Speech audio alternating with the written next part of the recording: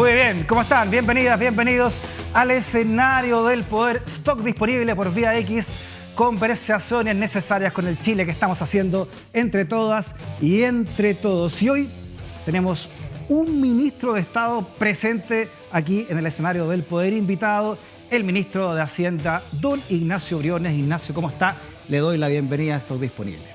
Hola Frey, feliz de volver a verte, porque después de tantas lunas. Tantos estuvimos años. en la radio juntos un rato cuando yo no era ministro, era un humilde académico. Lo pasamos bien. Transparentar que estuvimos como 3 años trabajando en la Radio Futuro, usted como panelista. 2 o 3 Ignacio. años y lo pasamos re bien en realidad. Muy bien, Tengo grandes recuerdos de tu conducción ahí. En esa época, recién creado Horizontal o en Nevópolis, recién en Nevópolis. Estaba Horizontal creado hace tiempo, lo formamos en 2012 nosotros, Horizontal. Ah, ya, perfecto. Pero Bópolis estaba dando que hablar, Perfecto, y estábamos ahí con fue. Tomás Hitch, me acuerdo, en Sí, ese entonces lo sí. pasamos bien. Y le gustaron las comunicaciones, ministro, ¿no? Las comunicaciones Sí, en como general. tal, esa experiencia en Sí, radio. a mí siempre me ha gustado porque al final la comunicación es como uno puede hacer el mejor trabajo del mundo, pero si no lo comunica y no llega, Claro. no sirve. Es como cuando uno hace un trabajo en el computador, si la impresora falla o la internet falla para poder mandarlo, no sirve. Exacto, la realidad es la que se comunica finalmente, Así es. como enseñan en la escuela. Así es. Oiga, ministro, ¿sabe qué? Empezamos siempre este programa con una canción que le pedí a usted. Usted eligió una de las más lindas canciones escritas desde Chile, que es la siguiente. Mira, escucha. Mira, niñita, y te voy a llevar a ver la luna brillando en el mar. Mira hacia el cielo y olvida ese lánguido temor que fue permanente emoción. Ay, fue permanente emoción. Qué bonita canción eligió, Ignacio. Sí, ¿Por qué? Tremendo tema, tremendo grupo. Es un grupo increíble, los Jaivas, la verdad. Sí. O sea, musicalmente, lo que significó su paso por Francia. Sí. Pero además esta canción me trae muchos recuerdos porque mi hija mayor, que hoy día tiene 12 años, cuando era chiquitita, tenía, no sé, año y medio, Ya. enganchó con esta canción, se volvía Ah, loca, sí, le brillan los ojos Mira. y la cantaba, fue muy precoz en Al año y memorizar medio. cosas, sí. La repetía, igual que la canción de Marco, ¿te acuerdas de esos monitos animados? Sí, claro. Pero esta canción Más ella triste que Marco, dice la... Sí, a ella la maravillaba esta Ah, canción y siempre me quedó muy grabado en la imagen de mi hija. Oiga, ¿y a quién no le enseñaron en el colegio cuando es chico? Mira, niñita, ¿no? En la flauta dulce sacando... Sí, no, es linda esta canción, hermosa. Ojalá alguna vez usted la pueda sacar en el saxofón, Ignacio, porque sabemos que uno de sus sueños frustrados en la música es haber tocado el saxofón. Absolutamente, por haber desarrollado con más finura el oído musical. Yo no soy muy coordinado, no tengo mucha motricidad fina, ¿Ya? pero la música reconozco que es un debe. Me hubiera encantado haber aprendido un instrumento, Ya. piano, después me juventud saxofón, me gusta mucho el jazz. ¿Ya? Y nada, no pasé por ahí, ojalá que mis hijos tengan esa oportunidad. Pero dice que usted es de lo aplicado de la familia, ¿no? Si se mete en algo, lo hace, así que si se pone a estudiar saxofón, nunca es tarde, ¿ah? Sí, poco tiempo tengo para hacer eso ahora, pero no perdemos la esperanza algún día de volver a eso. ¿Cómo A estuvo su retomar. cumpleaños? Hace un pocos días tuve cumpleaños. Estuvo bueno porque fue un cumpleaños en cuarentena. Claro. Lo cual fue rico porque fue súper familiar, con mi esposa, mis niños y nadie más. Y muy relajado, muy distendido. ¿Cómo lo ha sentido todo esto, toda esta cuarentena? No estoy hablando del ministro de Hacienda, sino que del Ignacio Briones con su esposa, con sus 3 hijos. ¿Cómo lo ha vivido usted? Para mí es rara la percepción porque en el fondo yo en la práctica para mi pega no he tenido cuarentena. O sea, no he dejado de ir ni un solo día a la oficina. ¿Ya? Solamente una vez que tuve que hacer una cuarentena preventiva por un par de días, que estuve por Zoom. Pero el resto, habitualmente voy a la oficina todos los días, hasta bien tarde. Entonces como que es una cosa atípica, porque la mayoría de los chilenos no han tenido eso, ¿no? He tenido que estar en la casa. Sí, claro. Mis propios hijos han estado en la casa, como todos los chilenos, sin ir al colegio. Y la verdad es que es muy dramático, digamos, porque uno tiene la suerte de tener una casa con espacio, ¿no es cierto?, con comodidades, pero las personas que viven más apretadas, más hacinadas, realmente estar encerrado es un drama, no solo en lo laboral, en la salud mental, ¿no? Y en el hándicap que generan para los chicos que no pueden ir a la escuela. Si eso es una brecha, digamos, de desigualdad que ya teníamos y que hoy día se va a amplificar. Y eso es dramático. Qué inédito lo que estamos viviendo, ministro, porque nosotros, bueno, nuestra generación ya ha vivido 2 terremotos. Usted se me imagino que se acuerda como yo del 85, ahora ni hablar del 2010, pero esto ha sido un terremoto social. Me tocó estar en el del 2010, pero nada se compara a esto, porque esto es primero un día a día. El terremoto es como un shock de una, se destruye todo, después viene la esperanza de levantarse. Esto dura mucho tiempo, genera mucha ansiedad, genera mucha angustia, hay pérdidas de emprendimiento, pérdidas de empleo, ¿no es cierto? El encierro. Es una combinación de factores que al final es muy psicológico, tiene efectos muy potentes en la forma como nos comportamos y cómo nos relacionamos, sin perjuicio de los efectos materiales, ¿no es cierto? Las pérdidas de ingresos, las pérdidas de pega, las pérdidas de empresas. Es duro. Y lo sanitario, obviamente, o sea, el temor al contagio, el temor a la pandemia. Entonces es una cuestión dura, muy incierta, donde todo se descubre en la marcha, Claro. pero donde afortunadamente hemos aprendido a convivir de alguna manera. Increíble la capacidad de adaptación del ser humano. Y también yo siempre me considero un optimista realista, no voluntarista. Yo creo que hay luz al final del túnel y vamos a ponernos de Ya, pie bueno, bien. ese optimismo que usted ve para el año 2021, ¿no?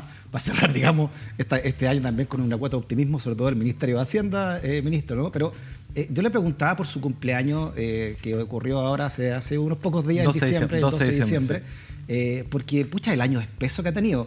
Asumió pocos días después del estallido social de noviembre del año pasado y después agarró esta pandemia, ¿no? El ojito que tuvo, ¿ah? Sí, pues me ha tocado un periodo excepcional, digamos, en el sentido amplio de la palabra.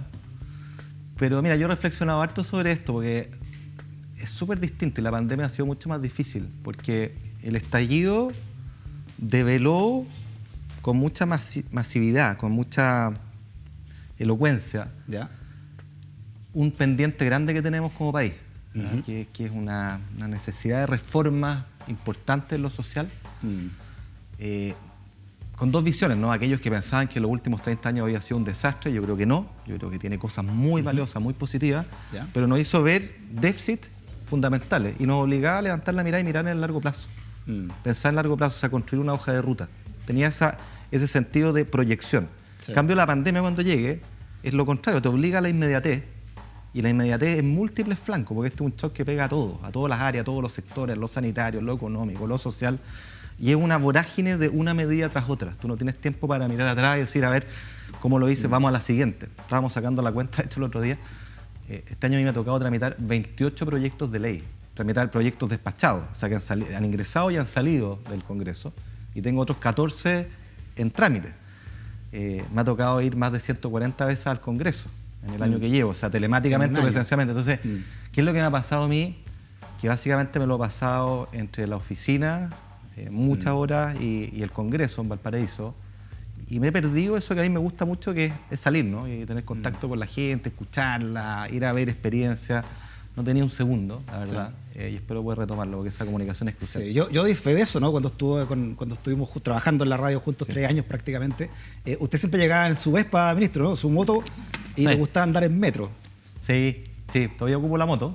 ¿Todavía tiene ahí, ah? Sí, me hago la cimarra, ahí se enojan mi escolta, porque digo, ya no, para esta entrevista me voy a ir en la moto el fin de semana. O cuando tengo que ir a trabajar al ministerio, el fin de semana me voy en la moto.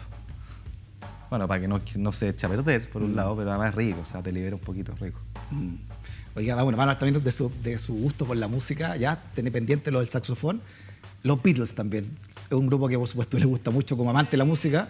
¿Ah? Y tenemos una foto ahí, que, no sé, para que me explique de dónde salió esta foto, porque parece que este es un truco, ¿no? De partida van al revés, ¿ah? Al revés, pero uno puede dar vuelta a la foto, en negativo positivo, ¿no? Está puesta al revés la diapositiva. Sí. ¿Aquí dónde esto? ¿Dónde? Esta es una foto muy bonita y muy espontánea, no está para nada posada. Esta fue una genialidad de la Paula, que es la fotógrafa nuestra del ministerio. Ya. Gran fotógrafa, entre paréntesis.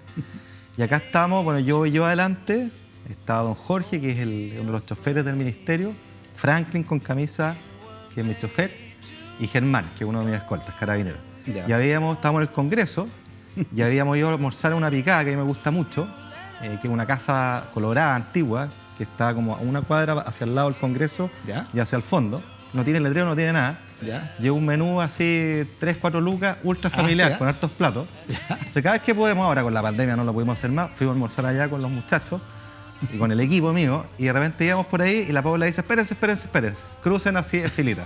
Y saca esta foto y bueno, fue bien genial en realidad. ¿Será este lugar, no? Porque tenemos gente que conoce muy bien Valparaíso. Mire. Eso, ahí ¿Ese estamos. o no? Sí, pues notable, de ahí veníamos. Oiga, la pica buena está.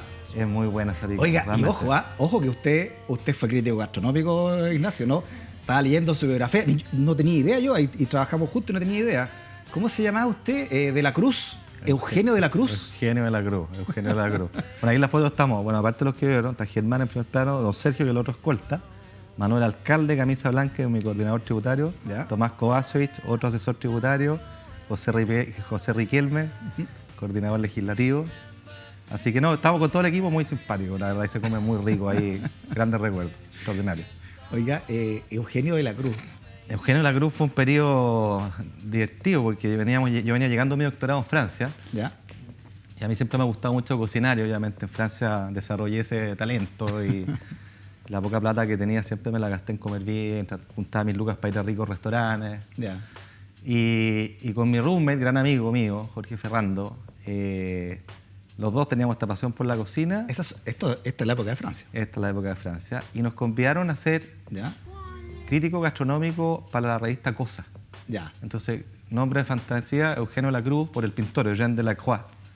Por ¿Ah? eso se llama Eugenio Y de la eran como completamente anónimos, ¿Ya? lo cual fue es bien obvio, pero fue una suerte de revelación para el mercado en esa época, porque los críticos iban así a rostro descubierto, pues, Claro. entonces obviamente te atienden mejor. Soledad cuando sabes. Martínez, etc. Entonces nosotros íbamos piola, hacíamos Ya. nuestra reserva, comíamos un par de amigos, nuestro sueldo era que nos pagaban la cuenta, lo pasábamos re bien, y hacíamos esta crítica hasta que nos echaron por demasiado críticos. El mercado se empezó a preguntar quién eran estos críticos. Eran muy ácidos con las críticas de los restaurantes. Inventamos, o sea, copiamos en realidad un sistema de notación, ¿no? Donde Ya. calificaba y le ponían nota a los platos, al ambiente, a la carta de vino. Y bueno, hay algunos restaurantes como famosillos que eran re malos en realidad y Ya. se empezaban a enojar con las críticas. Ah, sí, ¿ah? Y empezaron a preguntar quién eran esto, así que se empezó a especular que era el editor de la revista. Ah, sí, hasta ¿ah? que la cosa Empezaron ya no a buscar aguantó. los culpables. Los culpables, así que bueno, terminamos saliendo, pero quería decir que hicimos bien la pega. Entre medio tuvimos varios aciertos, porque tuve Rodolfo Guzmán, que es el principal chef de Chile. ¿Ya? Partió con un restaurante ahí a donde está al frente del centro comercial Lo Castillo, cerca del Mañío. Tomó un antiguo restaurante indio y partió con un restaurante que se llama Macandal. Ya. Y ahí empezó con su cocina molecular, así media experimental. Y nosotros fuimos para allá y dijimos, wow, acá va a salir un grande. Y fue así. Ah, sí, ¿ah? ¿Y usted cocina? Yo cocino, sí. ¿Y cuál es su especialidad? Algo de todo, pero me iba volcando a los platos más tradicionales, así, esa comida como más jundiosa, más sabrosa. Pero más chilena, así como sí, por ejemplo, me gusta- charquicana, así. Charquicán me encanta comerlo, no Ya. soy muy bueno para hacerlo. Hago unas buenas plateadas en el horno, una técnica ya bien desarrollada. Son muy buenas. Una de mis especialidades es A la olla, al hornito. así, al horno, ¿ah? lo dejo toda la noche. Jugosa. Toda la noche 70 grados, Ah, sí, ¿ah? increíble. La grasa que queda así como Esa que se caramelizada. corta con cuchara. Sí. Y el bœuf bourguignon, que es un plato típico francés, que Ya. es una carne con el vino, ¿no es cierto? Bien Oye, me da hambre, reposada. No, rico. Esas son como las recetas más populares que a mí me encantan, pero en realidad también hago cosas más finas, si tú quieres. Ya. Pescado. Me gusta, lo paso bien. Tiene todo un cuento, porque además cocinar no solo es cocinar, sino que ir a elegir los productos, tener tu casero, conversar con él, digamos, qué tenéis bueno hoy día. Ah, mira. Sí, pues esa es la gracia. Yo- y yo- y compartir con los amigos y la familia. ¿Y Esa su es la- plato favorito, me imagino que también es la platea? ¿O le Me gusta? encanta la plateada, me gusta mucho el pastel de choclo, soy fanático del pastel pastel de de choclo, extraordinario. Y me gustan mucho los pescados. En realidad soy buen comedor de todo. Ya. Mientras Oiga, el pero producto se sea mantiene- bueno y se esté bien- mantiene fit. me mantengo fit, trato de trotar apenas cuando puedo, digamos. ¿ah?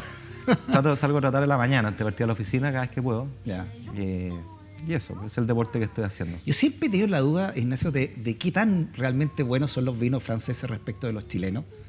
¿Es tan así o...? Viejo debate, la respuesta es súper simple. ¿Ya? Como en toda la vida hay de todo. Ya, Hay perfecto. de todo. O sea, hay vinos franceses extraordinarios que no necesariamente son súper caros, ultra caros. O sea, hay vinos famosísimos que valen miles de dólares, digamos. Ya. Y tú puedes encontrar muy buenos vinos franceses, pequeños productores, por el equivalente de, no sé, 10.000 pesos, ¿ah? O 7.000 pesos incluso. Entonces hay de todo. Y ahí Chile también se ha ido desarrollando, hay varios productores chicos, innovadores, hay cepas nuevas que han ido aflorando, la cariñena, ¿no es cierto? Ya. La cepa país, que es una cepa súper antigua, ahí en el Maule. Hay cosas choras Hay que han que ido saber pasando, buscar, ¿eh? graníticos, digamos. Muy interesante lo que está pasando en el vino, un poco como en la cerveza. A mí me está gustando mucho el pinot. Rico El pinot heladito. Rico, para el verano Maravilloso, impecable, ¿no? lo mejor. Oiga, pero a mí me gusta, soy de Win. Entonces me gusta mucho el vino con fruta. A mí también. Frutilla o durazno. Vino con Es chirimoya, un clásico, extraordinario. el vino con chirimoya también. El vino con chirimoya. Pero tiene que ser un vino joven, ¿sí? Ojalá de caja. Joven, y bien heladito. No, eso es engañador, eso sí, porque pasa como jugo. No, es rico, el vino en todas sus versiones muy rico. Oiga, Ignacio, ¿y por qué se fue a estudiar a Francia cuando todos ustedes, ¿no? Los economistas, toda una generación también se fueron, apuntaban para otro lado, no apuntaban hacia Estados Unidos, básicamente? ¿Por qué se fueron a...? Bueno, una mezcla de factores en realidad. Más allá que haya estudiado en la Alianza Francesa, ¿no? Claro, bueno, basta eso, que yo estudié en la Alianza, por lo tanto tenía una afinidad con la cultura francesa. Ya. Y cuando estaba en la universidad me fui de intercambio 6 meses a Francia, al Instituto de Estudios Políticos, donde terminé estudiando mi doctorado. Y yo en la universidad además desarrollé como una cuestión que a la postre sería transformando lo que fue mi carrera profesional, ¿no? Ya. Que es una mezcla entre economía y política. Entonces, yo también, mientras estudiaba ingeniería comercial, hice un magíster en ciencias políticas, hice un magíster en economía después. Entonces tenía esa mezcla, siempre me gustó esa mezcla, como en la vieja economía política, la economía en su origen, en la época de los economistas clásicos, Adam Smith, se llamaba economía política, la disciplina, porque al final es una ciencia social al servicio de la comunidad y que pasa por la interacción política, ¿no? Entonces, este lugar me pareció extraordinariamente bueno, es una de las universidades más prestigiosas de Francia, y me atraía la cultura francesa. Y poder hacer esta mezcla, ¿no? Economía con política, la historia, una mirada un poquito distinta. Tuve la oportunidad de irme a Estados Unidos, de hecho, a Chicago, lo pensé harto. Pero me quedé en Francia finalmente. Sí, ¿tuvo posibilidad de ser Chicago Boy? Sí, tuve posibilidad, todo a punto. Oiga, peleemos los Chicago Boys, ¿no? ¿Qué diferencia hay estar entre el laissez-faire, ¿no? en el liberalismo francés a ser cuna política en los Chicago Boys? Mira, en los Chicago se ha construido mucha caricatura en realidad, porque primero la Universidad de Chicago es una tremenda universidad a nivel mundial, o sea, está fuera de la caricatura que le achacan, ¿eh? O sea, no es solo economía, son distintas disciplinas, las leyes, ¿no es cierto? Tiene el college, que es muy rico, ¿no? O sea, el pregrado. Una tremenda universidad que ha hecho grandes aportes, ¿no es cierto?, al conocimiento humano. Y la propia escuela de Chicago, que uno se queda la imagen como de los Chicago Boys en Chile, los 70, los 80. Son los que llegaron a Chile. Claro, es que es una época, te fijas, y toda la vida evoluciona. Y hoy día tú en la propia Escuela de Economía de Chicago tienes miradas distintas. Está Richard Thaler, por ejemplo, Premio Nobel de Economía, que estuvo acá en Chile hace poco tiempo atrás, que yo estuve con él, lo llegué a almorzar al dominó. Una foto muy divertida.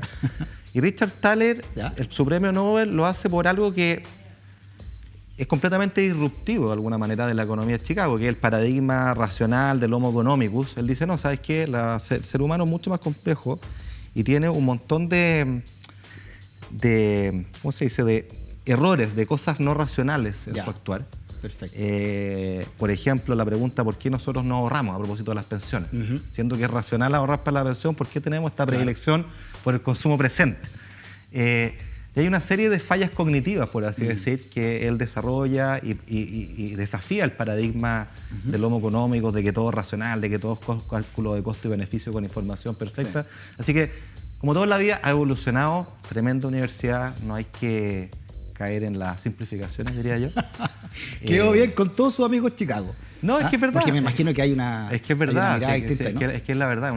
Las universidades complejas, o sea, tú para estar en la mejor universidad del mundo tienes que tener un nivel de complejidad en la investigación, en las distintas áreas, que es fundamental. Te doy otro ejemplo, porque es una persona con la que estoy trabajando y lo tengo mucho aprecio y admiración, que es un economista de Chicago, profesor allá, que se llama Luigi Zingales, que es coautor de este famoso libro Salvando al capitalismo de los capitalistas. ¿Ya? Y lo que él desafía son los privilegios en el mercado, son los apitutados, el capitalismo de amigote. Nos está ayudando, lo contratamos con el Ministerio de Hacienda para que nos hiciera un trabajo que analizara la relación entre los conglomerados financieros y el impacto de la competencia en el sector real. Entonces, hay miradas distintas que enriquecen y eso es lo propio de una universidad. Me repetía siempre esa frase, hay que salvar el capitalismo de los capitalistas. Un Chicago, Jaime Belolio. Lógico, es que se lo toma de ese libro, ese libro es de 2005. Claro, siempre me repetía eso, tenemos que salvar a los capitalistas. Él cuando estaba también de panelista acá en el programa, otro día que usted. Es que es muy importante porque el capitalismo, de nuevo, en la simplificación, hay muchos capitalismos. O sea, China es un capitalismo. Claro. Y Rusia probablemente también, sí, capitalismo es acumulación de capital.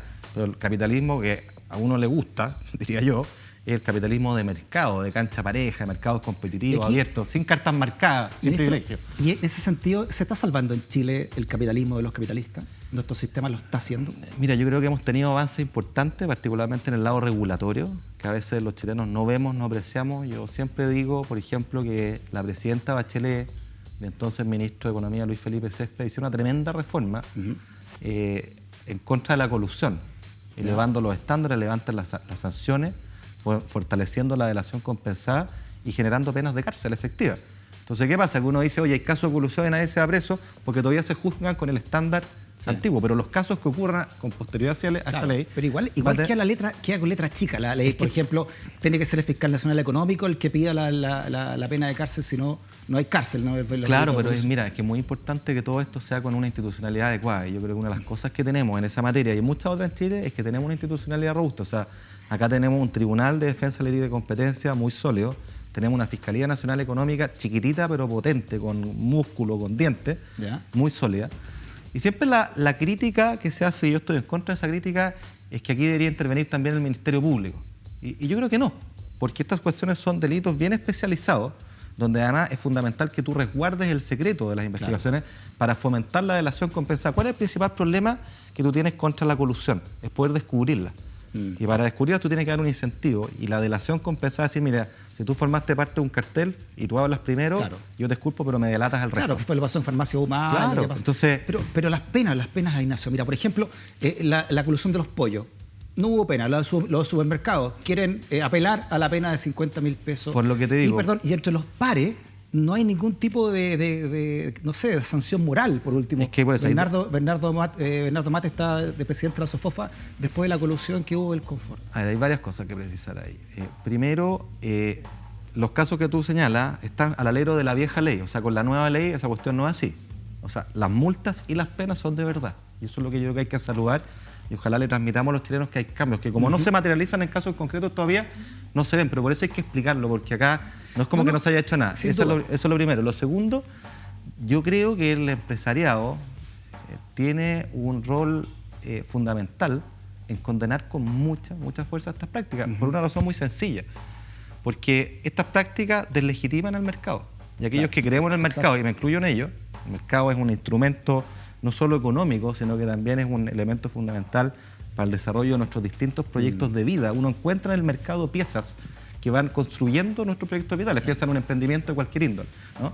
Pero para que ese mercado tenga validez, tenga peso, funcione, tiene que gozar de legitimidad. Y las malas prácticas, los atentados a la buena fe, los delitos económicos destruyen esa legitimidad. Entonces, no es solo eficiencia económica, el valor de un mercado competitivo, sino que la competencia es lo que legitima al mercado. Perfecto, Ignacio. Tú siempre, por lo menos cuando conversábamos, ¿no? Me decía, Chile es un país clasista, en Chile hay que darle más igualdad de oportunidad a la gente, pero uno de repente ve el fallo del caso Cascada.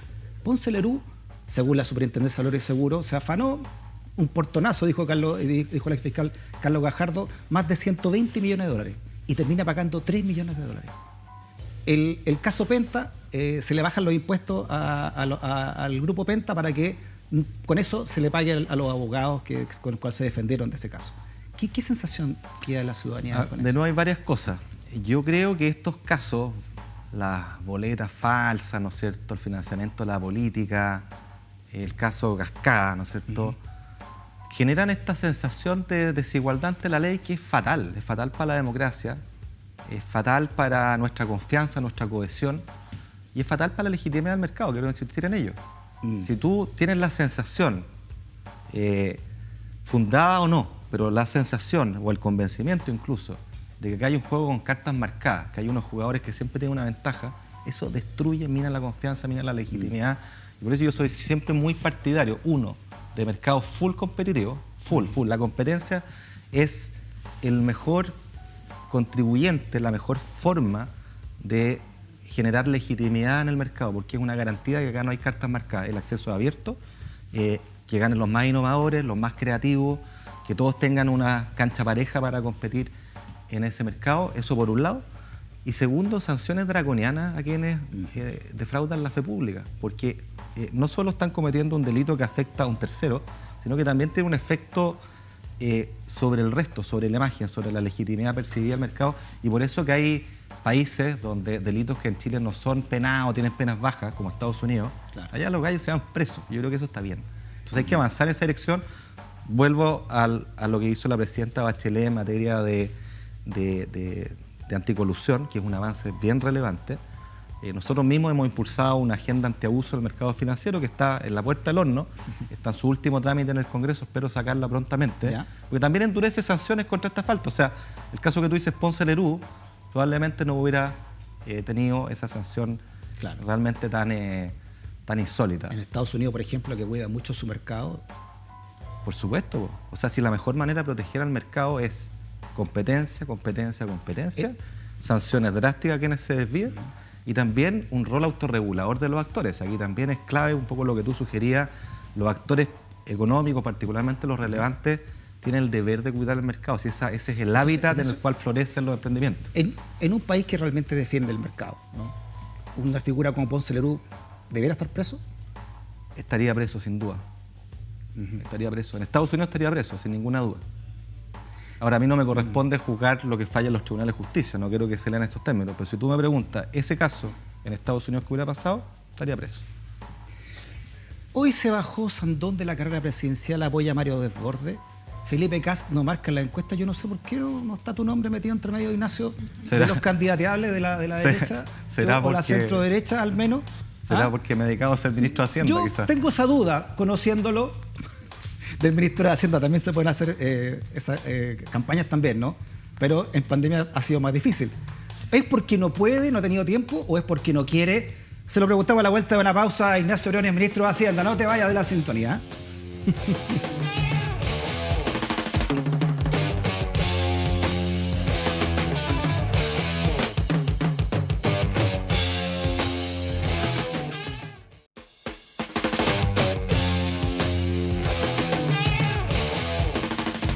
Muy bien, seguimos con el ministro de Hacienda, Ignacio Briones, presente en el escenario del Poder Stock, disponible por Vía X y por la libre expresión. Y la pregunta antes de irnos, Ignacio, era, bueno, la candidatura presidencial, ¿es algo que te interese el crecimiento político desde Opoli? Porque hace un año y medio en estar de ministro de Hacienda, me imagino que no está ni siquiera en tus planes.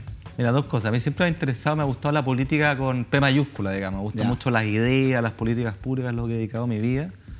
Me interesa, me gusta ver la historia, los periodos largos, ver cómo conversan, porque eso creo que da pistas sobre el futuro. Ojalá podamos hablar sobre eso. Me gusta bastante menos, no es mi hábitat, no me siento muy cómodo en la política partidista. Hay Ya. gente mucho mejor y que le gusta más. He tenido un aprendizaje, yo soy nuevo en el Congreso, digamos, que es particular, ¿no? O sea, son roles muy distintos, son una suerte de juego, en el buen sentido de la palabra, Claro. con diálogo, con posturas que se exacerban para buscar este punto. He aprendido mucho mirando, es un buen ejercicio sociológico. Y por el otro lado, la firme es que pucha, este año no he tenido respiro, sí, la verdad es que no ha parado esto y sigue sin parar. Acabamos de terminar de aprobar el reajuste del sector público. Y mi pega, mi foco hoy día está concentrado en lo que estoy haciendo. O sea, tenemos muchos desafíos, creo que hemos hecho harto, y lo reivindico, nos hemos sacado la mugre. Obviamente, con espejo retrovisor uno se da cuenta de cosas que puedo haber hecho mejor. Todo esto, como toda obra humana, tiene aciertos y errores, aprendizaje sobre la marcha, pero creo que la historia va a valorar el esfuerzo que como país hemos hecho, nosotros como gobierno, que ha sido grande, y he tenido la responsabilidad de estar detrás de varias de esas cosas. Al final todo pasa por Hacienda, hemos diseñado buena parte de las políticas que se han hecho, y por lo tanto uno está expuesto a la crítica, también a las felicitaciones algunas veces, pero esto no para y sigue, y el desafío que tenemos para adelante, el empleo, a mí es lo que me quita el sueño absolutamente. No me respondiste con los No, felices. pero no pero está dentro de tu concepto, digamos, de política con mayúscula, como tú decías, yo Ignacio, yo me he dado cuenta y es verdad, muy legítimo. la Yo no dirección de un país por ahí entero, ¿no? O sea, yo creo que a todos les gustaría tener un rol de liderazgo. Yo estoy muy agradecido y muy consciente del rol que tengo como ministro de Hacienda. Es una responsabilidad súper grande, particularmente en esta pandemia. Y en este momento social, oye, si tenemos además desafíos a mediano plazo gigantescos en materia social. Acá tenemos un contrato social que reconstruir y eso no hay que olvidarlo. Y yo he disfrutado, en el buen sentido de la palabra, esta pega. Yo lo paso bien. O sea, es mucha intensidad, es non-stop, con gratificaciones, también con cuestiones menos gratificantes, con sacrificio muy fuerte de la familia. pero me gusta lo que hago, lo hago con ganas, lo hago con entusiasmo. Entonces, por eso digo, me gusta la política con P mayúscula. Soy menos afín al área chica, por así decirlo. Que como tú decías, se ve mucho en el Parlamento, ¿no? Cuando tenés que ley de presupuesto, las discusiones, ganar y perder, saber entregar, es como un juego de póker incluso, ¿no? Ojalá fuera eso es parte del juego, de las reglas, y uno va acostumbrándose, aprendiendo este juego y lo va a ir jugando cada vez mejor. Tiene un lado que a mí me ha resultado sorprendente y el lado malo de la historia, que creo que este año, quizás por la pandemia en parte, quizás porque era algo que se venía generando previamente, yo noto que hay en política mucho individualismo.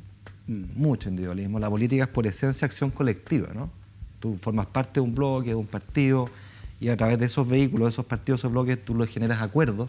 Pues si tienes que lograr acuerdos bilaterales con todo y cada uno de esas personas, después de que te dice, ok, upa chalupa, vamos, en realidad después se da vuelta porque quiere sacar una cuña más famosa que el otro, es imposible construir diálogo, es muy difícil. Y lamentablemente veo mucho de eso en el Congreso, y creo que la ciudadanía en parte también, creo no equivocarme, que lo ve de alguna manera así, como un ente que está aislado, que es mucho más polarizado que en lo que somos en realidad los chilenos, lo que son los chilenos, y que discute como muchas veces de cosas que, ¿de qué están hablando? Y quizás por lo mismo pasa algo terrible, que no valora el montón de cosas valiosas que tiene el Parlamento. Claro. Si es el corazón de nuestra democracia, hay que decirlo con propiedad. Han trabajado el Congreso como chinos, como locos, este año sacando proyectos de ley como nunca antes. Entonces, mira, ojalá lleguemos a un equilibrio más cooperativo, más de menos individualismo, de más cooperación de bloques, Perfecto. De algo más colectivo. Creo que por ahí va la mano de lo que necesitamos. Y en ese sentido, Ignacio, del ramillete ya de postulante a la presidencia de tu sector, ¿cuál es el que más te llama la atención o al cual apoyarías, digamos, directamente? No, yo creo que no corresponde que yo me pronuncie sobre eso siendo ministro. Y queda mucho por delante, y estamos en diciembre todavía. Las primarias son en julio. Sí, ya empezó, pero mira, hay que darle el tiempo, veamos qué pasa. Está el proceso constituyente, está la inscripción de los candidatos a la constituyente, están las elecciones de concejales, de alcaldes, gobernadores. Sí. Hay harta Hablemos entonces de tus ex compañeros de gabinete, ¿no? Mario Desbordes, por ejemplo, ¿no? ¿Qué derecha crees tú que Mario representa? A él le gusta mucho el modelo irlandés, por ejemplo, ¿no? No sé, habría que preguntarle de cuál Irlanda, porque digamos, el modelo irlandés de los 90, Irlanda fue un país notable, yo lo estudié bastante en la academia, porque fue el milagro económico de Europa, donde liberalizó un montón de cuestiones. Tiene una tasa de impuesto corporativa del 10 o 12%, ya no me acuerdo muy bien. Tiene un sistema parlamentario con un sistema electoral bien particular, que es de voto transferible, que más allá del technicality lo que hace es que genera un sistema electoral que propicia el diálogo y los acuerdos, un sistema que se acerca más a lo mayoritario. Y todo eso permitió construir muy buenas políticas públicas y transformarse en un referente de Europa, además de reformas fiscales importantes, luego una crisis que atravesaron los 70, 80.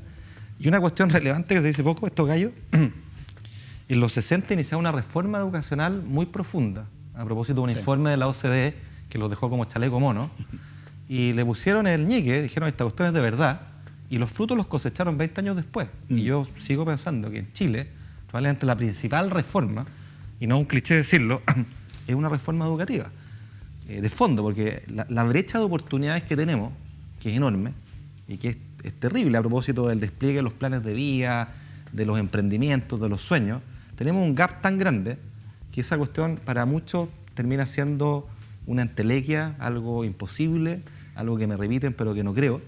Y la educación está todo. Si ahí empiezan las brechas no se cierran más. ¿Cómo se hace entonces, Ignacio? Porque mira, el promedio de la última PSU que se hizo entre Vitacura, el promedio de diferencia entre Vitacura y Renca, fueron 200 puntos. Enorme, po. 620 puntos en uno, 420 puntos en otro, ¿no? Tú has dicho que en este país es un país clasista, lo has dicho derechamente. ¿Cómo se arregla eso?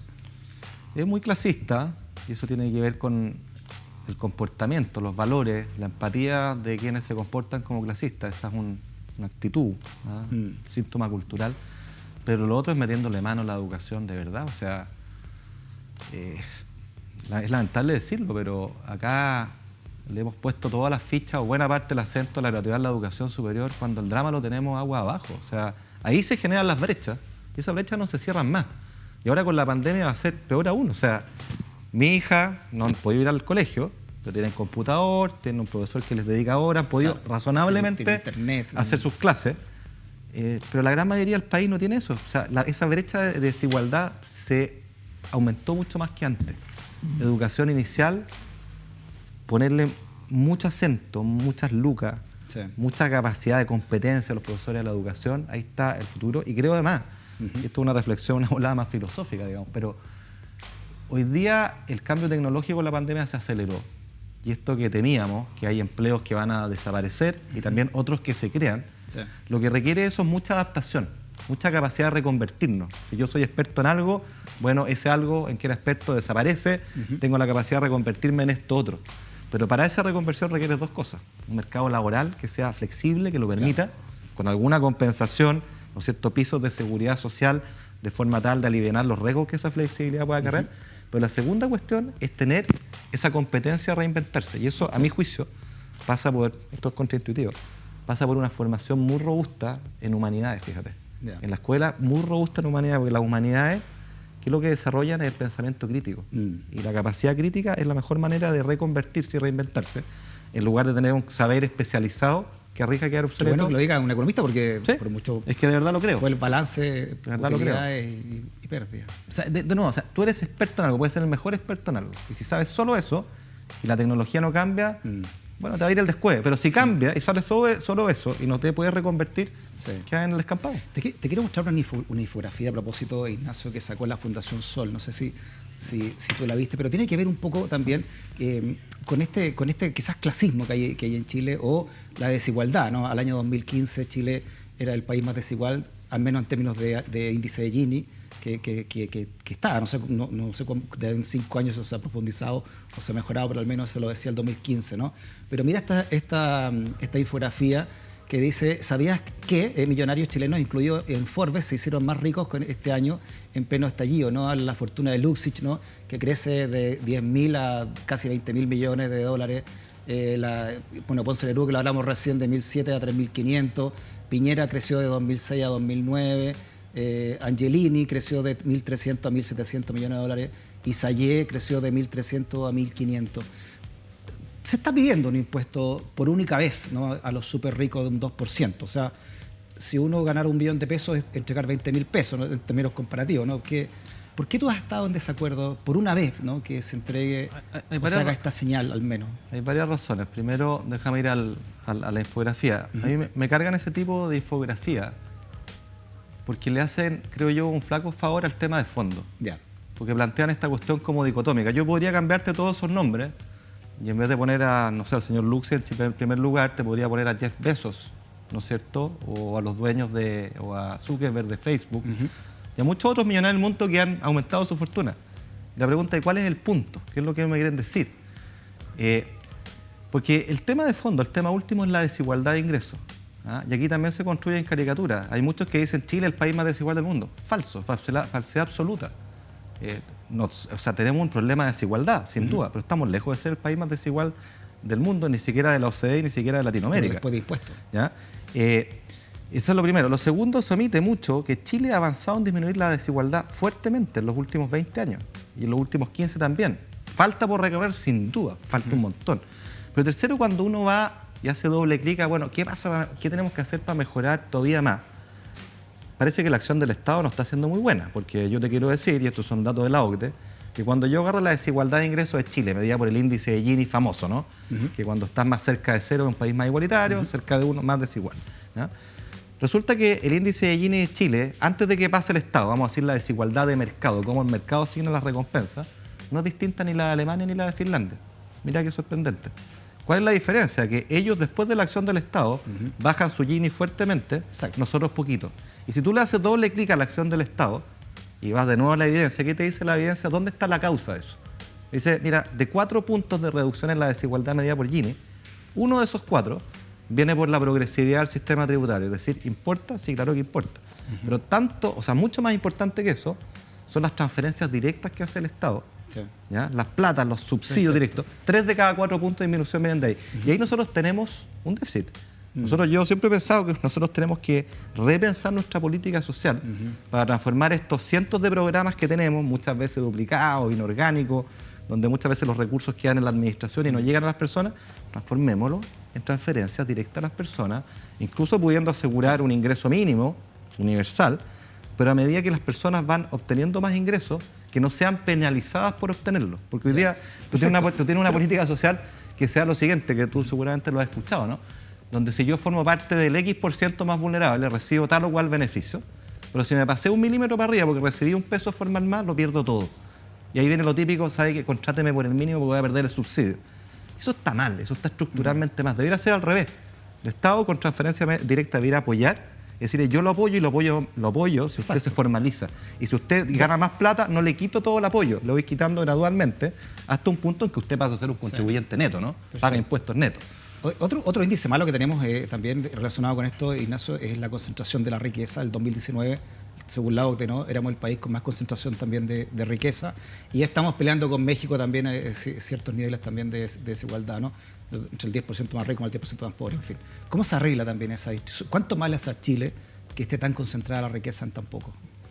Mira, no tenemos buenas mediciones de concentración de riqueza. Yo quisiera partir por ahí, pero lo que no quiere decir que tenemos un problema de concentración. Y volvemos a la conversación anterior. Uno de los grandes antídotos contra eso es la competencia en los mercados. ¿Sí? Quien dice mercados abiertos dice dilución de renta. ¿Ya? Y dice legitimidad de mercado, dice nuevos actores talentosos con ideas que son capaces de desafiar a los incumbentes, salvando al capitalismo de los capitalistas. Exacto. O sea, en resumen, en Chile no tenemos una gran libertad de mercado. Entonces, no existe tenemos harta libertad, pero yo siento que tenemos que hacer mucho más en muchas áreas. Nunca hay que cansarse de impulsar la competencia. Tenemos altos grados de competencia por nuestra apertura comercial. Ese es un gran disciplinador porque estamos compitiendo con los productores de afuera. Pero también por escala interna, en ciertas áreas no transables, servicios, no tenemos tantos actores. Pues la tecnología genera una cosa maravillosa, es que baja los costos de que entren nuevos actores, y en áreas donde era impensable que hubiera chicos que lleguen y que le ganen al grande, hoy te ocurre. Entonces eso hay que potenciarlo con fuerza en la industria financiera, sector bancario. La tecnología hoy día te lo permite, hay que apoyar eso, hay que empujar eso con fuerza. Qué interesante, porque como economista, ¿no? Y respecto a lo que tú estabas hablando, Ignacio, pero también como humanista, ¿no? Con el pensamiento crítico que tú dices que hace falta en la economía, ¿cómo viviste entonces el estallido? ¿Cómo lo sentiste? ¿Cómo lo racionalizaste, si tú quieres también, ¿no? Mira, fue una mezcla de elementos, ¿no? Porque yo antes de ser ministro, yo era columnista en La Tercera como académico, y me tocaba escribir una columna. Había sido lo hecho el viernes 18. Yo tenía la columna escrita y estaban hablando de la reforma tributaria. Y yo defendía la integración, cosa que después como ministro, por la realidad, tuve que hacer algunos cambios, ¿no? Y dije, no puedo hablar de tributación con esta avanza cuestión, pero estaba ahí a la vuelta, había ocurrido hace un día. Claro. Y yo como que vi que esta cuestión era un punto de inflexión. En esta confusión, dije, esta cuestión es grande. Ahora, muchos van a arrogarse las causas, que es una causa única, que esto es porque lo que pasó en los 30 años, no sé qué, o el neoliberalismo. No, yo creo que acá hay causas súper complejas. Lo primero es como una mirada de constatar que hay algo grande, pero con mucha humildad respecto a reflexionar de cuáles son las causas, que son múltiples. Creo que tienen causas políticas, tiene causas económicas, tiene causas de sensación de abuso, tiene temas de desigualdad. Yo sobre todo creo un tema de falta de oportunidad. O sea, yo creo que una de las lecciones de esta crisis es que es fundamental avanzar en una agenda social potente. O sea, acá hay que tener un reformismo potente, creíble, lo que no quiere decir que este reformismo sea saltarse 20 estaciones, refundar todo. Creo que es la mejor receta para irse al precipicio, como lo muestra la historia, nuestra propia historia y la de muchos países. Creo que tiene que ser un reformismo gradual, como todo lo que funciona, pero potente, creíble, donde tú dibujes una hoja de ruta con un punto de llegada y tengas estaciones intermedias que sean creíbles para la ciudadanía. Decirle, mire, yo no le puedo prometer que lo voy a cambiar, lo voy a mejorar el sistema educacional de un año para otro. Si eso es mentirle a la gente, ¿ya?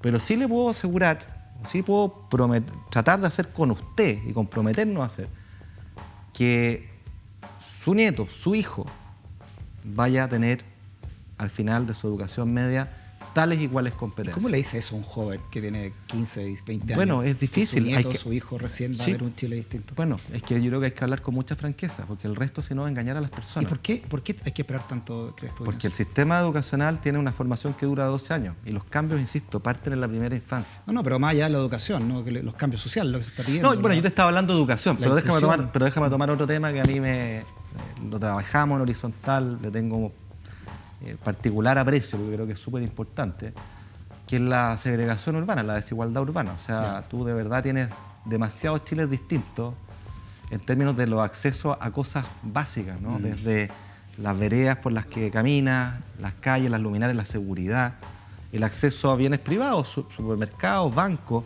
el acceso a bienes públicos, escuelas de calidad, salud.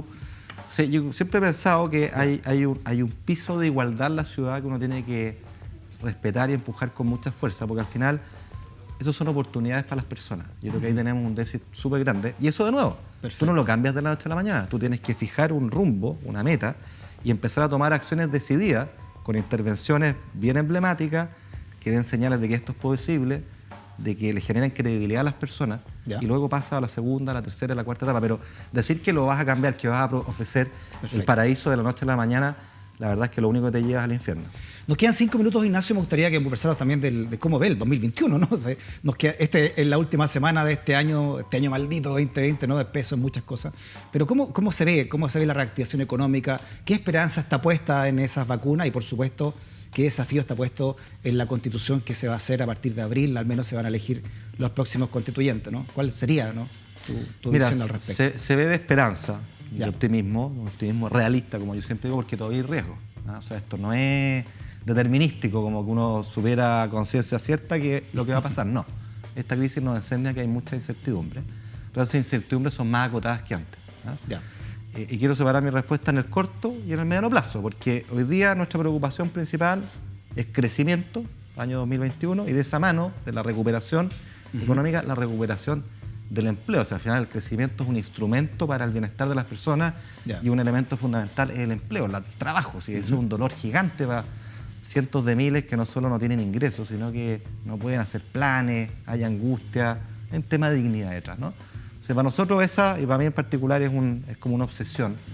Y hemos desplegado un plan inédito de 2.200 millones de subsidios al empleo que llevan 300.000. Viene un FOGAPE también ahora. se Estamos está trabajando en discutiendo. nuevo FOGAPE. El Entonces, IFE, ¿qué pasa con el IFE? El IFE viene. ¿Cómo está el botón del IFE? Que tú decís que Viene, está ahí para viene, apretarlo. mira, eso hicimos una cosa buena, bien astuta, digamos, y Ya. contamos con la colaboración del Parlamento de poder sacarlo, la ley de presupuesto, en lugar de tener que tramitar una nueva ley que probablemente nos tendría en el Congreso hoy día. Entonces eso está disponible, el Ministerio de Desarrollo Social está ultimando los últimos detalles, pero vamos a tener ese instrumento desplegable durante el 2021, Perfecto. cuando sea necesario, ¿no? A medida que haya rebrotes y cuarentena. Este instrumento fue diseñado para cuando tú tienes que estar confinado, cuando no puedes trabajar. Y si tú tienes que salir de tu casa, bueno, te arriesgas tú, arriesgas al resto, no solo los sanitarios, sino que desde los sanitarios lo económico, en que tu amigo que está sin pega tenga la posibilidad de recuperar la pega. Entonces, vemos un año de recuperación, en parte porque creo que lo peor de la pandemia quedó atrás, afortunadamente. Todavía hay dolor y costos grandes. La vacuna... ¿Hay posibilidad de volver en la cuarentena al fase 1 en Santiago al menos? Porque sería, me imagino, para Mira, la economía. no sé, eso es algo que analiza con muchos ¿Pero lo han métodos, conversado ustedes diariamente con el el Ministerio de Ministerio? Salud. Esperamos que no, evidentemente, nadie quiere eso. Y depende del comportamiento de todos nosotros. De nuevo, parece un cliché decirlo, pero si la responsabilidad individual no prima, aquí no hay autoridad en el mundo que sea capaz de contener esto. Depende de nosotros, de tomar conciencia, de ser solidarios, en el buen sentido de la palabra. Acá no somos entes aislados, somos parte de un colectivo. Y si nos preocupamos solo de nosotros, tratamos de hacer la trampa para irnos a la playa, para ir no sé dónde, para ir al mall. Mira, le estamos haciendo un flaco favor a la sociedad, al resto y a la recuperación del empleo y de la economía. Entonces vemos un año auspicioso, las vacunas dan una señal de esperanza. Ya. Hay un plan contundente, hubo una preparación previa, hubo anticipación. Y yo acá quiero validar el rol del presidente, porque yo que soy miembro del comité político, él viene transmitiendo desde abril, mayo, que al final del año hay vacuna, y tomamos todas las acciones, pusimos los recursos a disposición para estos contratos. Se la jugaron, ¿no? Porque las de 2012 las pusieron al tiro esperando que el 20 de enero Oye, llegue yo la te cuento segunda. yo te cuento una anécdota. el presidente tenía esta obsesión y yo un poco en broma le mandaba pantallazos los precios de las acciones de los laboratorios. Me Ya. decía, mira, el mercado no cree lo mismo que usted. Y él me respondía, el mercado se equivoca. Bueno, y fue una anticipación bien notable que yo creo que nos da una luz de esperanza. Hay toda una logística por desarrollar, pero yo creo que vamos a lograr un plan de vacunación que va a tomar meses, tiempo, pero que genera un escenario potente. Pero lo otro que te quería decir, que esta es la reflexión de corto plazo, esta es la urgencia Ya. más inmediata que tenemos, pero es fundamental volver a poner en nuestro léxico, en el centro de nuestro debate, la palabra crecimiento, que por momentos fue algo así como pecaminosa, ¿no? Porque sin crecimiento, lo dijo alguna vez el expresidente Lago, el resto es música. ¿En qué sentido? En el sentido que el crecimiento es una condición de posibilidades, condición necesaria, si bien no suficiente, para poder financiar estas prestaciones sociales más exigentes que queremos hacer por delante. Eso hay que financiarlo. Para ser creíble la promesa, tiene que ser sostenible financieramente. Si no, es vender humo. Creo que no podemos fallar ahí. Entonces, crecer tiene que ser una prioridad. Hay que crecer con más inclusión, Exacto. amigable con el medio ambiente, ¿no es cierto? Un crecimiento más verde. Pero hay que crecer. Es fundamental volver a crecer y que esa palabra recupere el norte y el lugar que tiene que tener. Me gustó ese menú que diste, ¿no? Como buen crítico gastronómico, de cómo debía ser un constituyente, ¿no? Apertura, diálogo, reflexión y humildad, creo que fueron las 4 Sí. condimentos, ¿no? Sí, pueden haber más, pero yo creo que son todos los ingredientes que se necesitan. Probablemente lo último sea lo más importante, la humildad, Ya. sobre todo. Mira, mientras más importante el debate al que uno entra, mientras más relevante es el diálogo y las consecuencias de la deliberación que allí surge, creo que es más valiosa que nunca la humildad. Es tanto más valiosa. Porque la humildad implica decir, ¿sabéis que yo en esta no me las sé todas? Voy a escucharte a ti, voy a empatizar contigo, voy a tomar en serio tus argumentos y estar genuinamente dispuesto a que me convenza. Si todos tuviéramos esa actitud, pucha que sería distinto el diálogo, pucha que llegaríamos a soluciones mejores. Y una cuestión tan relevante como el proceso constituyente, creo que ese es un elemento fundamental. O sea, acá el que va atrincherado, con soluciones de esquina, inamovibles, creo que nos le está haciendo un buen favor a este proceso que se basa en el diálogo, se basa en la buena fe, se basa en los argumentos. Perfecto. Y se basa en pensar en cómo construimos las macro reglas fundamentales que nos guían en las próximas décadas, ¿no? Ignacio, quiero terminar esta conversación con esta foto.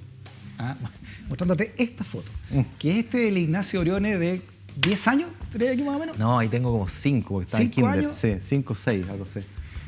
Oye, ya te veis más grande, ya que hay 5 años, ya. Pensando en esa foto, pero también pensando en tus hijos, básicamente, ¿no? En los Briones chiquititos, ¿no? Tu otro hijo, que deben andar más o menos por la misma edad, ¿no? En El la más suma y chico va a resta, cumplir 4, claro. De 4 a... 4 a 12. ¿Qué Chile te gustaría que tuvieran ellos a tu edad? De aquí en adelante, ¿no? Pensando en esta nueva constitución, pensando en la humildad, pensando en lo que has vivido, pensando en el estallido, pensando en los jóvenes también que perdieron su vista o fueron mutilados también por la represión. ¿Cómo te gustaría el Chile para ese Ignacio Briones de aquí a un tiempo más? Es una gran pregunta. Me gustaría un Chile más desarrollado, en el sentido amplio de la palabra, que tiene que ver con desarrollo económico, con un aspecto inclusivo del desarrollo económico, pero también con una mirada de bienestar, ¿no es cierto? O sea, al final el desarrollo es un instrumento para que lo que nos interesa, que es el bienestar. Y ese bienestar se funda en un Chile de oportunidades. Así como hablábamos de competencia en el mercado económico como fuente de legitimidad, creo que esa palabra, si bien puede sonar un poquito dura, también en ciertos sentidos es válida para las oportunidades. Yo creo que tenemos un gap de oportunidades que no es aceptable, donde la cuna muchas veces determina tu resultado, eso sigue siendo cierto, y eso moralmente no es aceptable. Creo que tenemos que avanzar hacia allá, creo que haremos justicia social, pero además estaremos contribuyendo al propio crecimiento económico. Si un país que aprovecha todos sus talentos, que es más cohesionado, es un país que saca lo mejor de sí. Yo creo en ese Chile, creo que es posible, creo que hay referentes que podemos mirar. Nueva Zelanda es un caso que yo no me canso de citar, porque es un país que hace 20 años tenía el mismo ingreso per cápita que nosotros hoy día, que hizo reformas emblemáticas en el Estado moderno, ágil, no hablamos de eso, pero eso es una gran necesidad, que tú vas, me ha tocado la suerte ir ahí, tú te bajas y te sientes cómodo, sientes que hay una cohesión social entre todas las capas, los maoríes, los pueblos originarios, que están en el mismo barco. Y eso es muy potente, ¿no es cierto?, para impulsar el desarrollo de un país en un buen sentido. Es un país que además, en términos de su respeto por el medio ambiente, hace las cosas bien. Creo que nosotros hemos ido marchando en esa dirección y es una buena noticia. Somos el país que tiene el mejor índice de sustentabilidad en América Latina. Creo en ese crecimiento más verde, más inclusivo, mercados competitivos con más oportunidades, más integración. Yo creo que es posible más. Es un desafío de que solo pensarlo emociona, Sí. por todo lo que se ha vivido, imagino, también este año y lo que viene. Tenemos deudas ahí. El ministro de Hacienda, Ignacio Briones. Un aplauso y agradecimiento también de parte del equipo de Ignacio por haber venido. Gracias. Que esté muy bien y fuerza para el 2021. Esto recién comienza, como decía el relator deportivo. Terminemos el año primero. Muy bien, gracias por la sintonía. Conversaciones necesarias desde el escenario del poder. Stock disponible por Vía X y, lo más importante, por la libre expresión. Hasta la próxima.